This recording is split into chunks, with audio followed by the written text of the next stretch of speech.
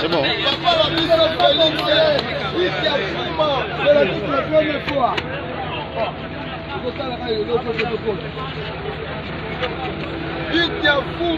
Chef de l'État, garant de la nation. Ouais, la mer,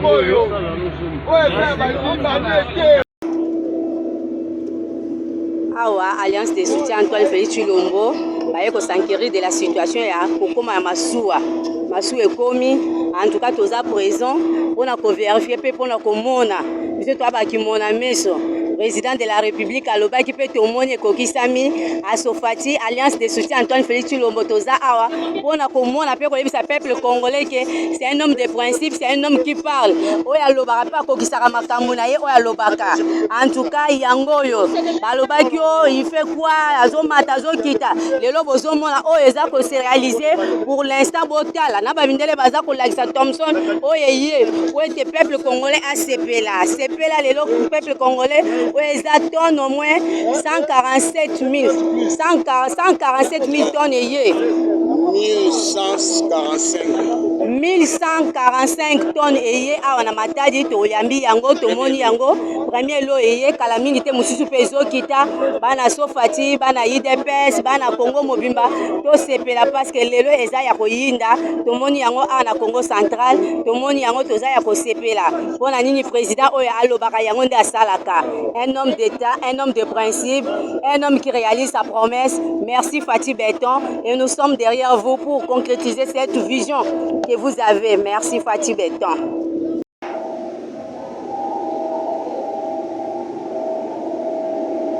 À l'intérieur du navire, nous sommes là. Comme vous voyez, les images parlent déjà de l'arrivée du premier lot de 1145 tonnes de vivres frais en provenance de la Namibie, selon les échos que nous avions reçus. Vous voyez déjà les services sont là pour vérifier la qualité. Les services de quarantaine sont là présents. Ils vérifient les services de l'OCC. Ils vérifient en attendant qu'ils puissent commencer à décharger les produits. C'est comme ça ça se passe ici à Matadi. Dès qu'un produit arrive, un produit alimentaire, le premier problème c'est de vérifier la qualité par les services de la quarantaine et de l'OCC. Nous sommes là. Vous allez voir, je vais monter.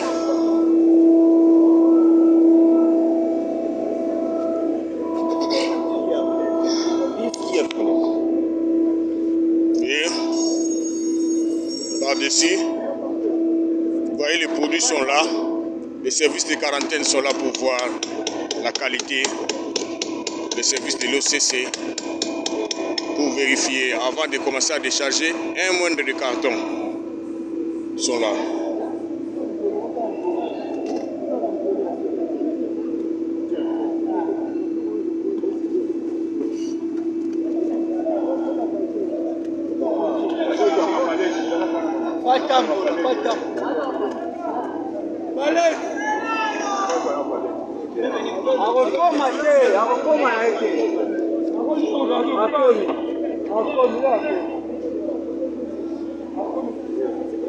Voilà les majestés fleuves Congo. La richesse que Dieu nous a léguée. Hein. Ça c'est tout à fait naturel.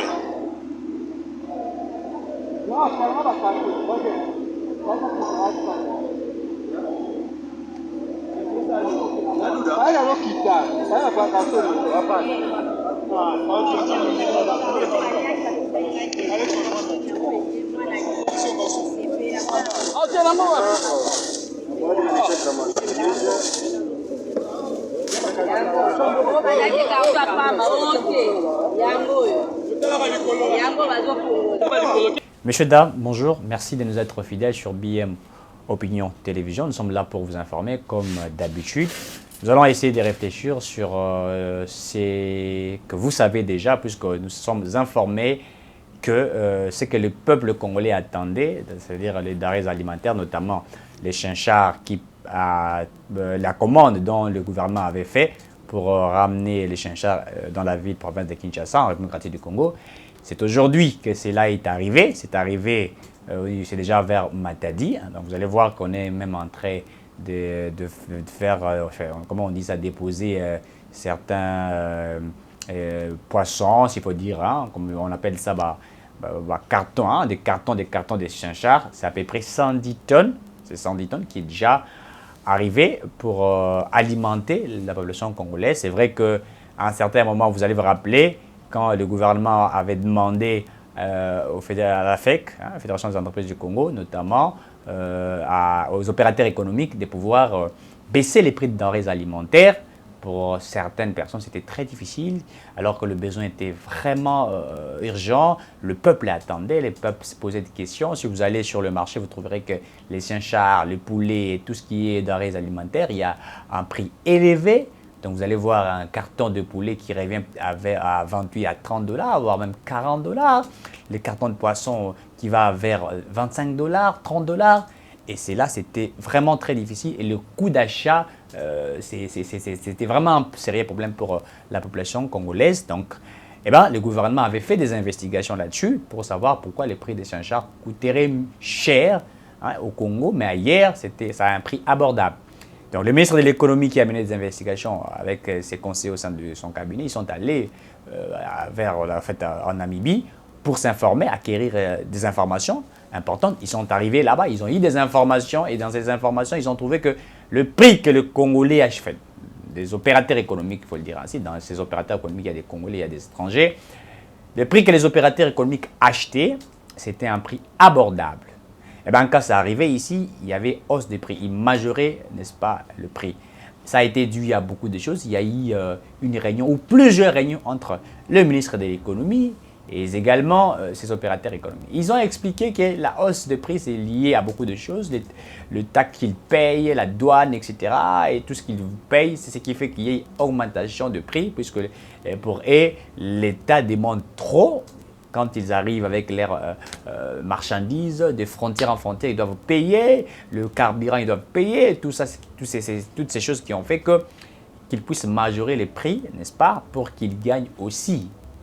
Eh bien, l'État congolais avait réduit, n'est-ce pas, ce qui est demandé comme taxe, il faudrait qu'ils payent. Il y a eu un contrat entre ces opérateurs économiques. Et après, à un certain moment, ils ont pu accepter, mais par la suite, il y avait d'autres choses qui ne marchaient pas.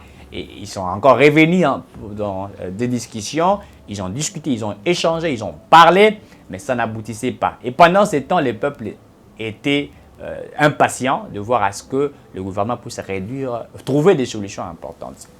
Et donc, le gouvernement était face à un défi majeur, c'est-à-dire discuter avec les opérateurs économiques, réduire les prix et par la suite livrer la marchandise ou livrer les denrées alimentaires à la population congolaise. Il faut le dire que l'État congolais actuellement est faible.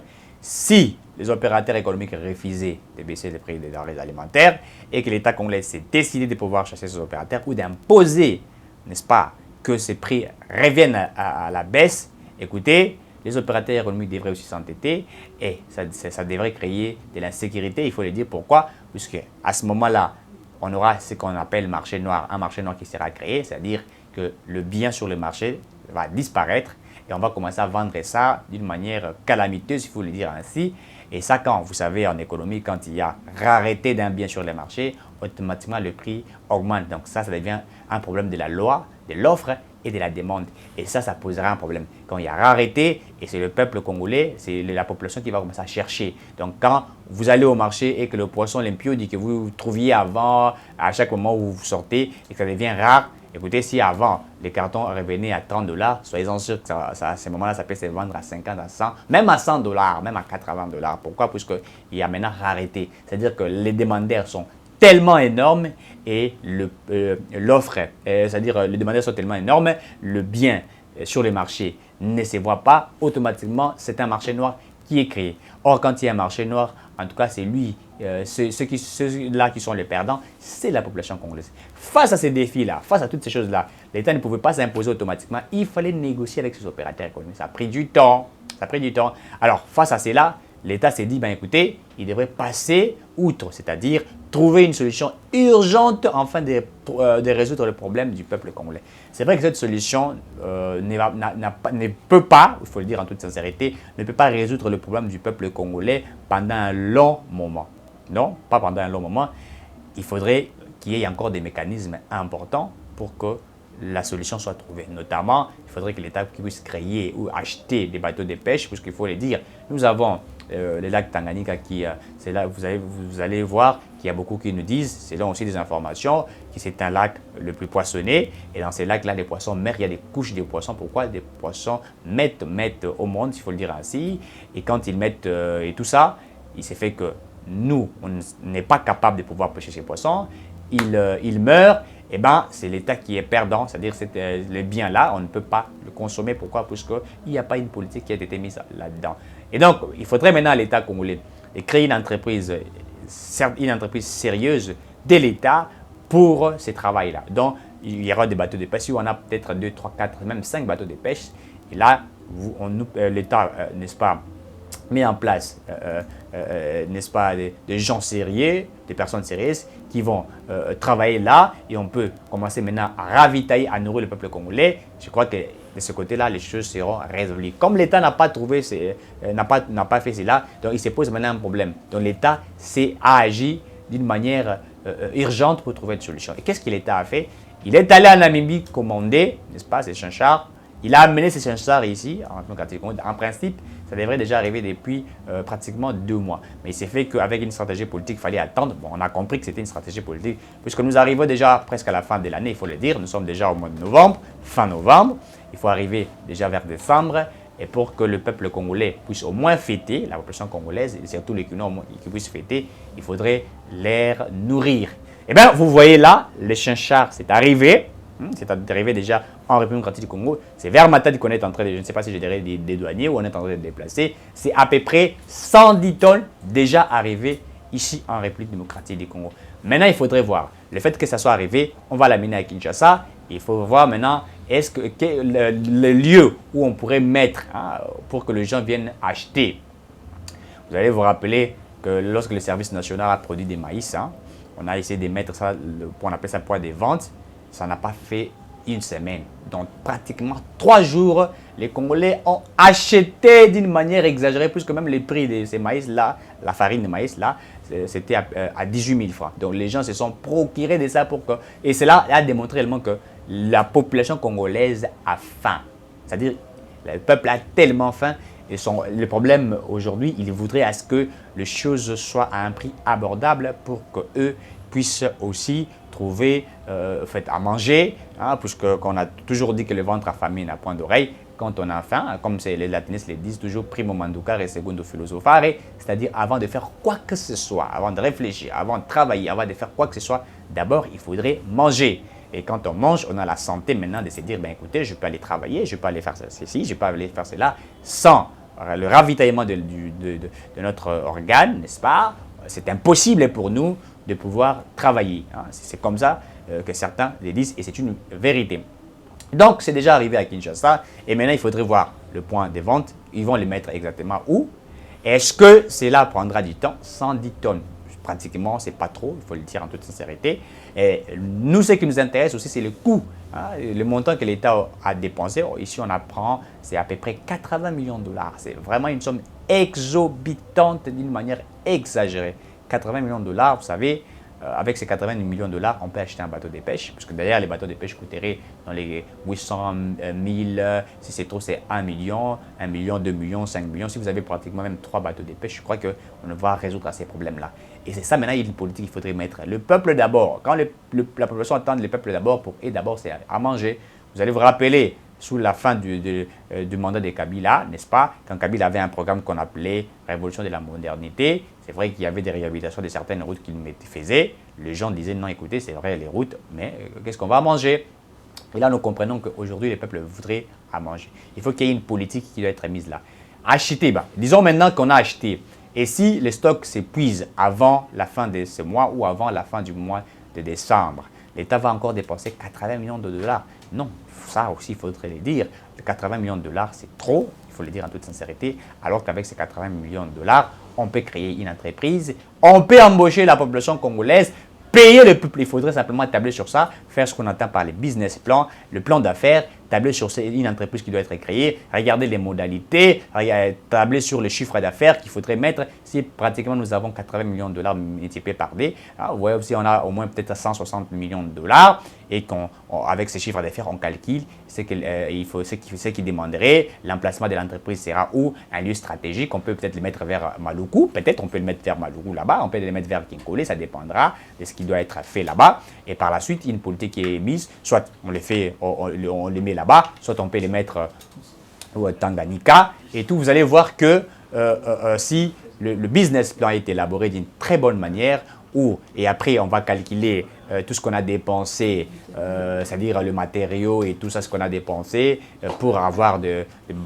bateaux de pêche par exemple, et aussi ce qu'on a dépensé pour pêcher et tout ça. Et là maintenant, par rapport à tout cela, on aura maintenant le prix fixe, les prix fixes émanant de tout ce qu'on a pu dépenser. Et quand nous avons maintenant les prix fixes, et c'est là maintenant, on peut mettre sur les marchés, n'est-ce pas, des cartons à un prix bas. Et vous allez voir, quand toutes ces choses se feront, vous allez voir que c'est que certains opérateurs économiques achetés en Namibie et ce que nous produisons ici. Le poisson, là, les Mpiodi, ce n'est pas notre poisson, ce sont des poissons venant d'ailleurs.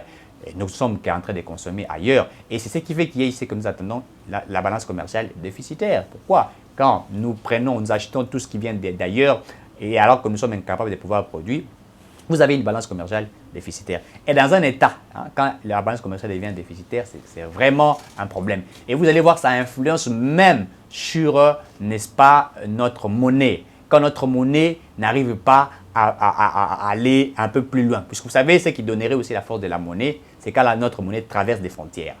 Quand la monnaie congolaise commence à traverser des frontières, c'est à ce moment où vous verrez aussi que la monnaie congolaise aura plus de la valeur. Si aujourd'hui on parle de dollars, que la monnaie c'est une monnaie forte, on parle des livres sterling, tout ça, c'est parce que les 16 francs CFA, ces monnaies-là traversent la frontière et ces monnaies-là, n'est-ce pas, sont des monnaies aujourd'hui qui se mangent un peu partout. Pourquoi? Puisque quand les Américains, les Belges, les Français et les autres achètent les marchandises et tout ça, vous verrez ces échanges-là font en sorte que ça puisse donner plus de la valeur à la monnaie. Alors que notre franc congolais est toujours limité ici, on n'achète qu'ici et on ne fait que tourner en rond et ça ne produit absolument rien. Il faudrait qu'il y ait une très bonne politique qui doit être mise là-bas. Si aujourd'hui on met en place des entreprises, n'est-ce pas, de l'État, et qu'on a embauché la population congolaise, je crois que ça sera une bonne chose. Et d'abord, ça va diminuer le taux de chômage, puisque là, imaginez-vous qu'il y a des bateaux de pêche, on aura besoin des ingénieurs, électroniciens, on aura des mécaniciens, on aura des électriciens qui seront là, ils seront engagés. On aura ceux qui sont spécialisés dans la pêche, ils seront là. On aura ceux qui sont puisque c'est vrai qu'il faudrait pêcher, mais on ne pêche pas comme ça. Il y a des choses qu'on fait pour pêcher, des calculs que certaines personnes feront. Toutes ces choses-là, ça sera une très bonne chose et on va engager les gestionnaires, on va engager les administrateurs, on va engager ceux qui seront dans l'informatique, on va engager ceux qui seront là pour sécuriser les matériaux qui seront là, on va engager, vous allez voir que même le taux de ceux qui sont les sans-emploi va être vraiment trop bas. Et ça aussi, c'est une politique qui sera une très bonne politique mise. Donc l'État doit maintenant comprendre que acheter, oui, c'est bien acheter, mais à quel prix? Vous voyez, quand l'État maintenant dépense 80 millions de dollars et qu'il vendait, est-ce qu'a-t-il fait des calculs pour savoir, j'ai acheté 80 millions de dollars, il y a pratiquement 110 tonnes, n'est-ce pas? Et si je vendais un carton de poisson à 15 dollars par exemple, ou à 13 dollars, ou à 11 dollars, combien gagnerais-je? Est-ce que l'État accepterait, il faut le dire en toute sincérité, d'acheter à un prix élevé, de vendre à un prix bas pour perdre? Je ne pense pas, tout économiste, tout opérateur économique. Parce qu'il faut le dire ici, l'État a exercé ce qu'on appelle les actes de commerce. En principe, l'État n'exerce jamais des actes de commerce. L'État n'est qu'un simple régularisateur. L'État ne concurrence pas, n'est-ce pas, les privés. Il faut le dire en toute sincérité. Mais si aujourd'hui l'État l'a fait, puisqu'aujourd'hui, il y a eu un besoin qui s'est présenté. Et donc, je ne pense pas que l'État voudrait aussi acheter pour perdre, comme je venais de le dire. Il voudrait aussi gagner, puisque quand l'État gagne, n'est-ce pas, ça fait que l'on paye, ça fait que l'État puisse avoir des moyens qui permettront de faire des routes, etc., tout ce qu'on peut faire. Et c'est ça la politique qui doit être réalisée. Vous avez vu, c'est Chanchard, c'est déjà arrivé en République du Congo. Mais au-delà de ça, il faudrait, nous demandons à l'État congolais d'être un peu plus sage. Ce qui a été commandé a été commandé. Maintenant, tabler sur une bonne politique qui doit être mise, acheter des bateaux de pêche, ça ne coûterait rien. En Angola, les gens en ont. Dans certains pays, les gens en ont. À Brazzaville, les gens en ont. Pourquoi ne pas aussi acheter les nôtres et créer une entreprise stratégique, une entreprise de l'État qui va vraiment exercer cette affaire-là et aussi tabler sur l'agriculture. Agriculture, pêche, élevage, ça va nourrir le peuple congolais. Vous savez, si les Congolais mangent, ok, ils auront la force. Et quand ils mangeront bien, je crois que certaines choses seront résolues. Ceux qui font trop de bruit, et puisqu'ils se disent que Peuple Aza Ouliaté. Et surtout, vous allez voir les opposants aujourd'hui. Oh, bloc Matita, le Saliboué. Pourquoi? Puisque Bango, Bazali, Kozoyango, et c'est que les Congolais n'ont pas signé Bazar aussi Mbango. Si vous expliquez aux Congolais, vous savez, l'argent on a mis pour la sécurité, ils ne vont pas comprendre. Ils pensent que non, tout c'est fait d'une manière mauvaise. Et donc, voilà ce qui est important à l'État congolais de faire. Et si l'État appliquait la bonne politique, je crois que la population congolaise sera derrière elle. Et ensemble, nous pourrons aller un peu plus loin. Merci et à très bientôt.